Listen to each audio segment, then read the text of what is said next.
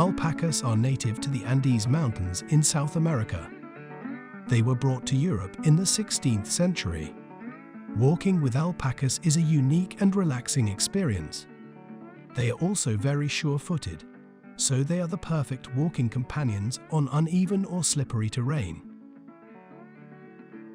I'm Gregory, and I've always been interested in nature and animals and growing things.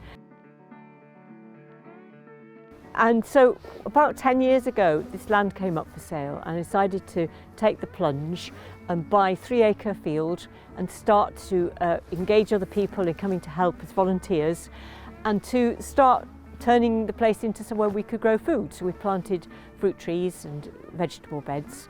But the animals came later. That was into our 3rd year when we got alpacas in order to graze the land, because we couldn't keep the grass under control. We were trying to use a lawnmower. And they did an amazing job of keeping the grass down. So now we've got food growing, and we've got the grass being mowed by the alpacas, and the alpacas were producing manure, and that manure is going to go straight back on the beds. So we've got a cycle of use that the alpacas are all part of the community farm as it became. I first met alpacas many years before we came here, and I was just struck by how different and strange they were and their lovely fluffy faces, but they wouldn't let me get anywhere close to touch them. But I just said, one day I want to keep alpacas. So we went to see him and bought 3 alpacas who arrived in 2014. And we give them a supplement all the way through the year, which is an animal feed that's developed especially for alpacas. It's got the right minerals and vitamins in. We had hit on the idea that maybe we could ask the council if we could take them for walks out on the bridleway, because if you go outside, they're really intelligent, they're inquisitive, and they want to explore and have adventures.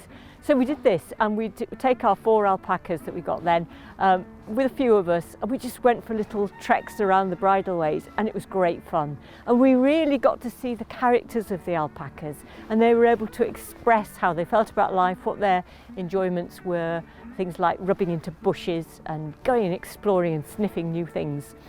So that's how we started trekking. And then that became a business, because we realised that was going to be a good fundraiser, and so many people wanted to come and engage with alpacas.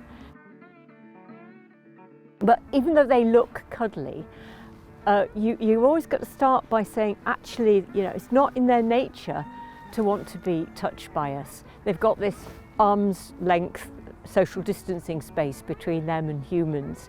And when you want to get up close, the way to an alpaca's heart is through his stomach, and so we give people feed.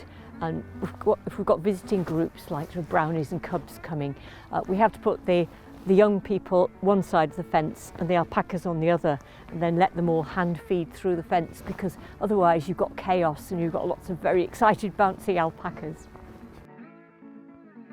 I've had a wonderful time developing it, but I think what's been really wonderful is having the team around getting involved. And now it's not about me doing a project, it's about everybody making it work and doing it because they love it and they want to do it.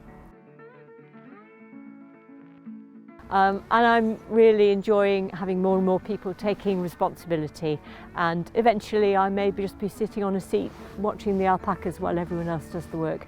But that's the way it goes. I should be happy.